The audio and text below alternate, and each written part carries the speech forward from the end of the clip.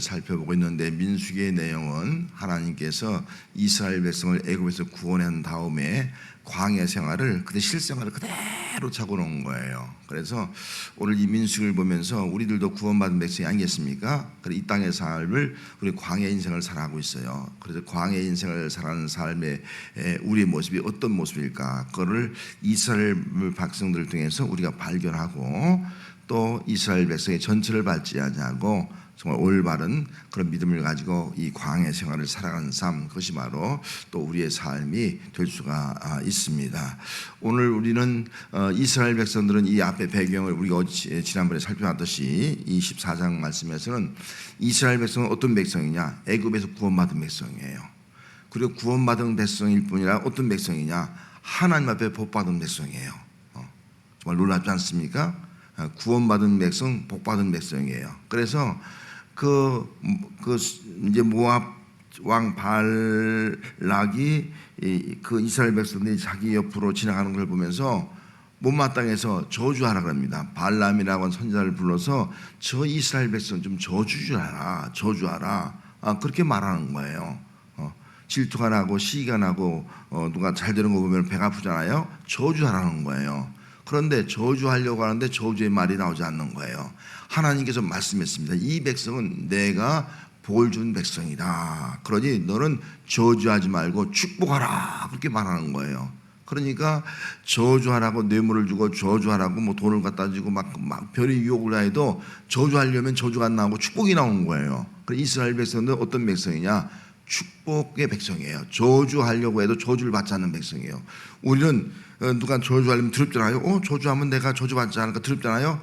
여러분, 우리는 저주 두려울 필요가 없어요. 누가 우리를 저주해도 우리는 저주가 임하지 않습니다. 왜? 복받은 백성이기 때문에. 그것이 바로 구원받은 백성이에요. 그래서 오늘 우리 성도들이 가질 믿음이 있다고 하면 어떤 믿음이냐? 우리는 구원받은 백성, 그리고 성경 말씀대로 복받은 백성인 줄 믿습니다. 누가 저주해도 우리는 저주가 임하지 않습니다. 이런 자부심을 가지고 살아갑니다. 세상 사람들은요, 누가 저주하는 거 두려워해요. 그래서 뭐 미신이나 무당 이런 것들 가지고 이 저주를 막으려고 해요. 우리는 그럴 필요가 없어요. 우리는 아무리 저주해도, 왜? 하나님이 함께 하시는 백성은요, 저주해도 저주가 임하지 않아. 저주가 오히려 축복이 되는 거예요. 이런 믿음 가지고 살아가는 신앙이 오늘 예수 믿는 우리의 신앙이 되어야 할 줄 믿습니다. 그래서 우리는 예수 믿는 사람들은 분명한 자기의 어떤 자아의식이 있어야 돼요. 나는 어떤 백성이냐? 나는 구원받은 백성이다. 또 한 가지, 나는 어떤 백성이냐? 나는 복받은 백성이다. 할렐루야. 한번 따라합시다. 나는 누구라고요? 구원받은 백성. 나는 또 누구라고요? 복받은 백성. 누가 저주해도 저주가 아니라 뭐가 오는 거예요? 축복이 오는 거예요. 축복이. 이것이 우리의 모습입니다. 이것이 바로 이스라엘 백성의 모습이었거든요. 그렇게 살아가는데 이스라엘 백성도요, 살아가다 보면요, 유혹이 있는 거예요. 유혹. 죄를 짓게 되어 있다는 거예요. 그래서 오늘 말씀은 이스라엘 백성들이 범죄한 사건이 기록되어 있습니다. 시딤에 머물렀을 때에 모압 여인들이 유혹을 하는 거예요. 그 유혹을 이기지 못하게 되었습니다. 이게 18절 맨 하반절 말씀에 보면은 뭐라고 말씀하고 있는 거 아니? 너희를 유혹하였습니다. 너희를 유혹하였습니다. 이 유혹은 되게 누가 하는 거예요? 이게 악한 자들이 하는 거예요. 하나님은 우리를 유혹하는 것이 아니라 우리를 훈련하는 거예요. 그래서 하나님께서는 훈련시키지, 연단시키지, 유혹은 범죄하도록 만드는 거거든요. 그래서 이 마귀는 예수님도 유혹했어요. 왜? 범죄하도록. 또 쟤들도 유혹했어요. 범죄하도록. 그래서 오늘 세상을 사는 우리들에게도 우리가 구원받은 백성, 복받은 백성이란 말이죠. 그럼에도 불구하고 마귀는 우리를 유혹하는 거예요. 왜요? 범죄하도록. 그래서 이 유혹을 우리는 잘 이겨나가야 할 그런 신앙이 되어야 됩니다. 그런데 유혹을 이기지 못하면 나도 모르게 범죄하게 되는 것입니다. 그래서 유혹을 이기면 우리는 죄를 짓지 아니하고 정말 축복의 모습을 가지고 그대로 살아가지만, 유혹을 이기지 못하고 죄를 지면은요, 그 죄의 대가가 따르는 거예요. 여러분, 죄를 지면 죄의 대가가 따라야 되죠. 그죠? 죄의 대가가 따라야 되는 거예요. 죄 짓고도 뻗어지 살아가면 이건 사회의 정의, 공의가 실현된다고 볼 수가 없는 것입니다. 이스라엘 백성들이 이렇게 죄를 짓는데 그 죄가 바로 영적인 죄, 육적인 죄 두 가지를 다 지게 되었습니다. 이런 죄를 지었을 때 가장 우리에게 필요한 건 뭘까요? 가장 필요한 것은요, 죄로 심판받을 사람들에게 주어지는 하나의 평화의 언약이에요. 평화가 중요한 거예요. 심판이 아니라 평화의 언약을 통해서 심판받지 않는 것이 우리가 얼마나 중요한지 몰라요. 그래서 오늘 여러분 찬송 부르잖아요. 내게 같은 평화 여러 가지 찬송 부르는데 하나님은 우리에게 어떤 분이냐, 평화를 주신 분이에요. 그래서 얼마나 감사한지 몰라요. 우리가 살다 보면 죄를 짓고 죄 때문에 저주받을 수밖에 없는 그런 자리에 놓여도 하나님은 어떤 분이냐, 평화의 하나님이다.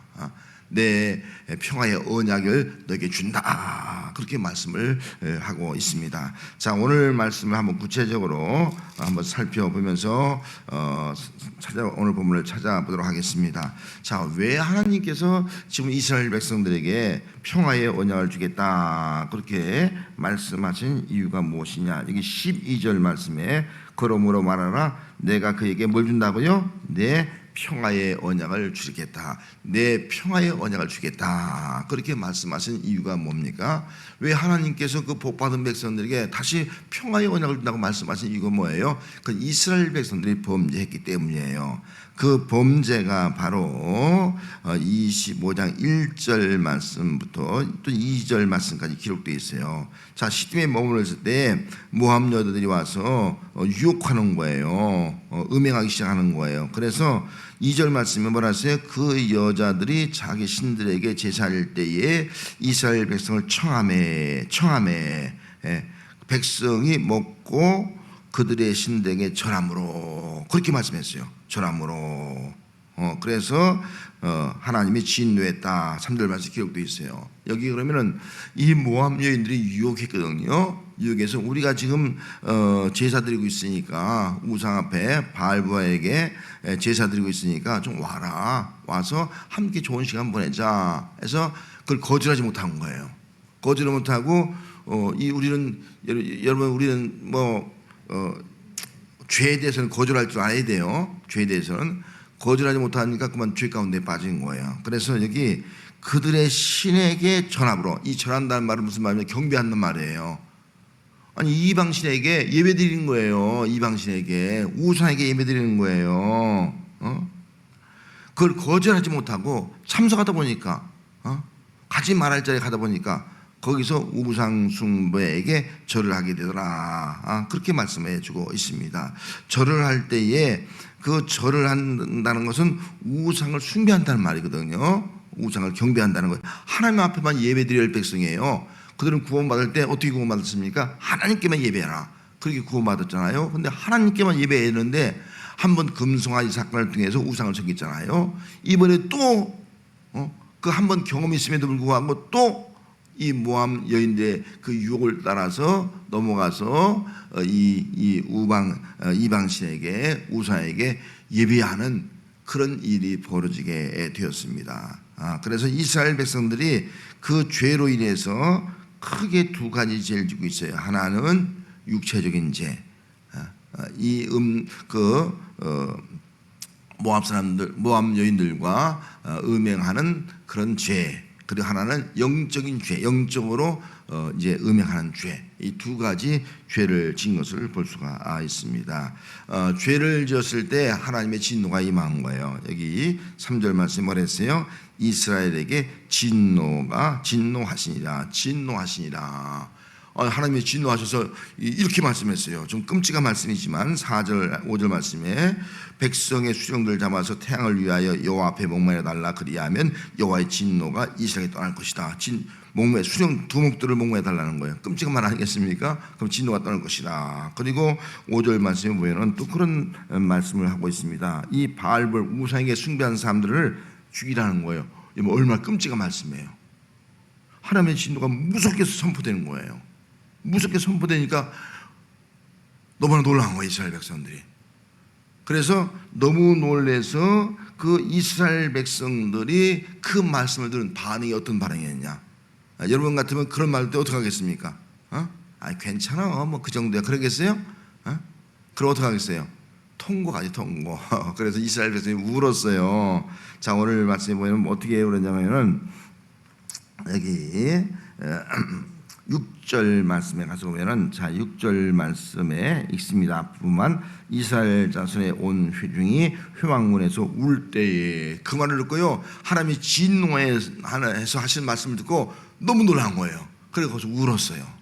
울었다는 그냥 이렇게 우는 게 아니라, 이 울었다는 의미의 뜻은 박하라는 뜻이거든요. 15려 통곡하며 기도한다는, 통곡하면서 하나님 막 통곡하면서 기도하는 거예요. 여러분, 기도할 때 어떤 기도예요? 이것이 회개 기도 아니겠습니까? 우리가 범죄했습니다.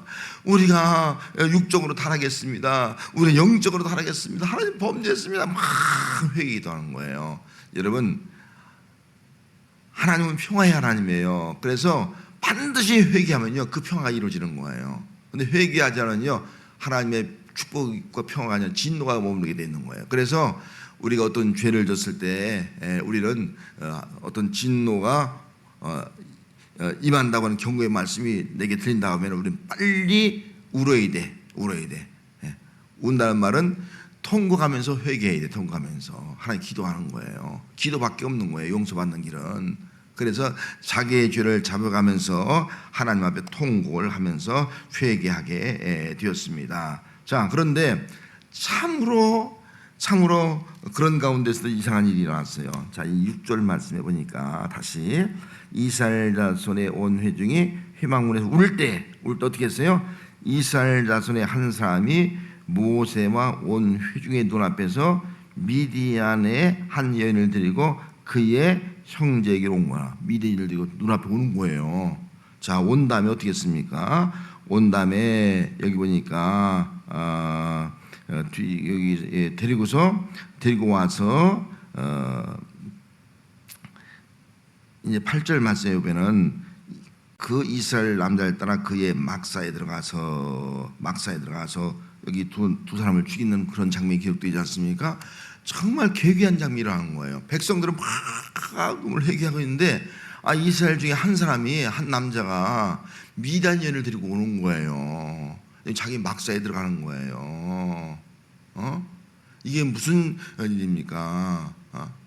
그것 때문에 범죄해서 그렇게 되는데 그걸 거절해야지. 아니, 거절한 걸 떠나서 그걸 자기 집으로 데려와, 막사로 데려온 거예요.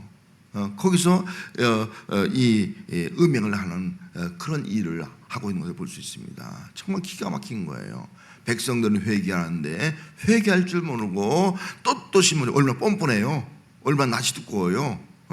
아니, 백성들 회개하면 오다가 얼른 돌아가야죠. 야, 가라 그래야지. 그걸 자기 장모로 데리고 들어가? 세상에 이런 참 끔찍한 일이, 망측한 사람이 어디 있겠어요? 그렇게 뻔뻔한 사람이 어디 있겠어요? 환경도 모릅니까? 눈치도 없습니까? 세상에 이런 남자가 있는 거예요. 그래서 아주 끔찍한 그런 일들이 일어나게 되었습니다. 그래서 여기 그 남자는 시므리라고 14절 말씀에 기록되어 있습니다. 여기 죽임을 당한 미디안 여인과 함께 죽임을 당한 사람의 이름은 시므리라 그렇게 기록되어 있고요. 또 15절 말씀에 죽임을 당한 그 미디안 여인의 이름은 고스비라, 두 사람의 이름이 기록되어 있습니다. 두 사람을 이 비느하스가 가서 두 사람을 살해하게 됩니다. 어떻게 보면 어떻게 이런 일이 일어났을까 했지만 정말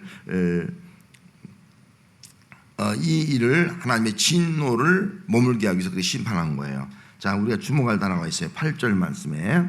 자, 8절 말씀에 한번 앞부분이 있습니다. 그 이스라엘 남자를 따라 그의 막사에 들어가서, 그러면서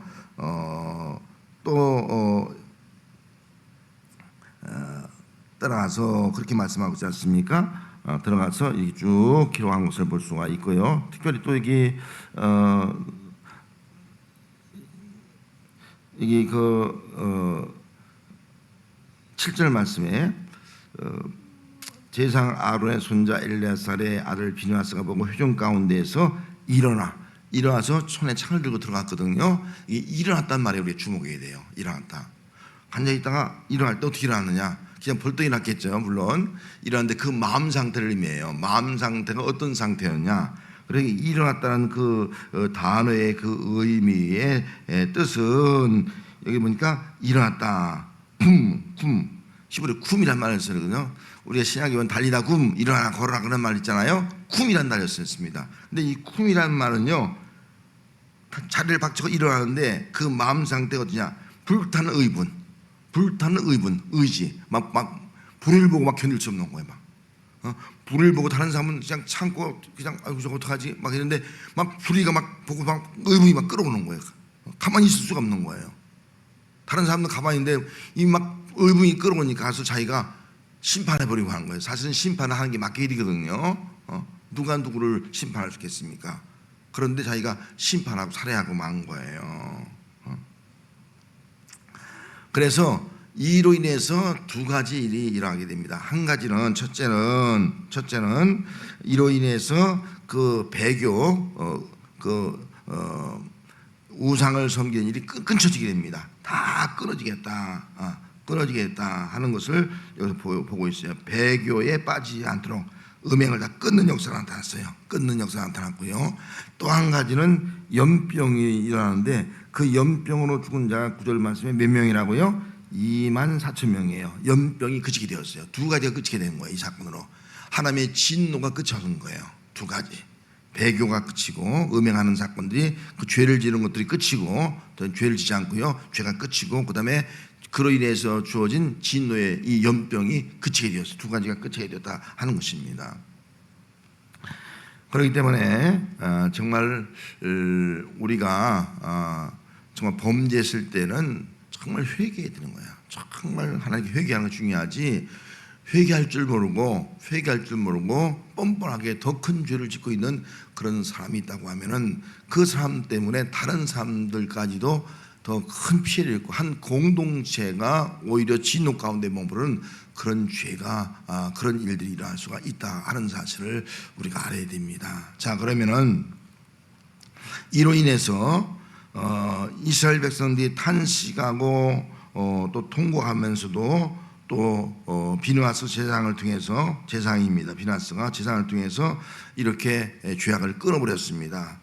이에 대해서 하나님은 어떤 마음이었을까? 하나님의 반응은 무엇일까? 자, 11절 말씀에 하나님께는 어떤 마음인가? 자, 하나님 말씀을 들어봅시다. 자, 11절 제사장 아론의 손자 엘르아살의 아들 비누아스가 내 질투심으로 질투하여 이스라엘 자손 중에서 내 노를 돌이켜 내 질투심으로 그들을 소멸하지 않게 하였도다. 내 질투심으로. 하나님의 말씀이에요. 10절에 여호와께서 모세에게 말씀한 거예요.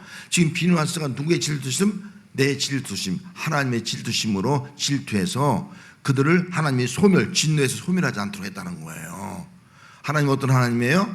질투하시는 하나님의 질투란 말씀에는 어떤 말이 그 배경 속에 있는 거예요? 사랑. 사랑하지 않으면 질투해야 하나요? 할 이유가 없잖아요. 내가 사랑하니까 질투하는 거예요. 그래서 질투한다는 말은요, 사랑하고 있다는 거예요. 그렇기 때문에 하나님은 질투의 하나님인 거예요. 그래서 하나님은 절대로 우상을 사랑하지 말라. 주 너희의 하나님을 힘을 다하고 마음을 다하고 뜻을 다하여 사랑하라. 그렇게 말씀한 거예요. 우상을 섬기면 내가 질투하시는 하나님이다. 그렇게 말씀하고 있는 거예요. 그래서 부부간에도 사랑이 한다는 말은요, 질투가 있다는 거예요. 그리고 하나님처럼 우리의 마음은 부부간 동일한 거예요. 마음을 다하고 정성을 힘을 다해서 남편을 사랑하고 아내를 사랑하고 이게 가정인 거예요. 영적으로는 하나님을 사랑하고 또 하나님의 사랑을 받고 이게 신앙생활인 거예요. 여러분, 이런 진정한 사랑을 누리는 삶이 또 오늘 우리의 삶이 되어야 할 줄로 믿습니다. 하나님은 나만 사랑하라. 우상을 사랑하고 나만 사랑하고 나만 섬기라. 그렇게 말씀을 하셨습니다. 그리고 이 하나님의 질투심을 가지고 두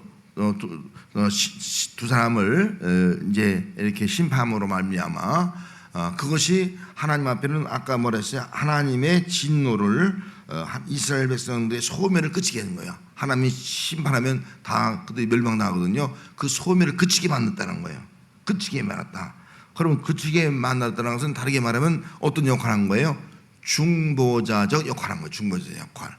비누하스가 제사장의 중보자적 역할을 했다 하는 것을 여기서 알 수가 있습니다. 그래서 13절 말씀에 이렇게 말씀했어요. 자, 13절 말씀은 그와 그의 후손에게 영원한 제사장 직분의 언약이라. 그가 그의 하나님을 위하여 질투하여 이스라엘 자손을 속죄하였습니다. 그것이 속죄 행위가 된 거예요. 속죄 행위가 됨으로 말미암아 이스라엘 백성들이 죄를 졌지만은 용서받게 된 거예요. 죄가 덮어지게 된 거예요. 그래서 하나님의 진노가 그치게 된 거예요. 심판받지 아니하고 오히려 구원받게 되는 그런 심판 가운데 구원받게 되는 그런 놀라운 역사가 나타나게 되었다 하는 것입니다. 그래서 여기 내 평화의 언약은 어떤 언약이냐? 제사장을 통해서 죄 사함 받는, 속죄함 받는 것이 바로 내 평화의 언약이에요. 그래서 구약 시대는 제사장이 이스라엘 백성의 죄를 다 속죄한 거예요. 그래서 평화의 언약이 이루어지게 되었습니다. 오늘 신약 시대에 와서는 이제 예수님께서 자기 자신을 내어 주심으로 말미암아 참된 평화의 언약이 우리에게 이루어지게 되었습니다.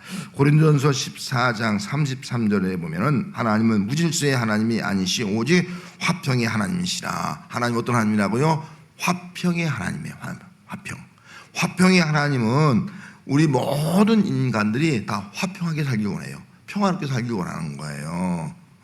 무질서가 있어서 전쟁, 또 파괴, 이거 아니라 가정의 무질서에서 가정이 파괴되고 무질서 때문에 교회가 파괴되는 것이 아니라 화평을 누리기를 원하는 것이 하나의 마음이에요. 그래서 화평을 누리기 위해서 이 땅에 예수 그리스도를 보내줬습니다. 그 예수 그리스도가 뭐냐면은 우리의 죄를 다 속하기 위해서 오신 분이에요. 너희 죄를 속했느니라. 그 말씀 그대로 우리를 다 속하기 위해서 예수님께서 이 땅에 오셨습니다. 예수님은 속죄 제물로 오신 거예요. 에베소서 2장 14절에 보면 그는 우리의 화평이시라. 둘로 하나를 만나사 원수된 것 곧 중간에 막힌 담을 자기 육체로 오시고 십자가의 죽으심으로 말미암아 죄는 저주고 죄는 심판이고 죄는 죽음이에요. 죄는요.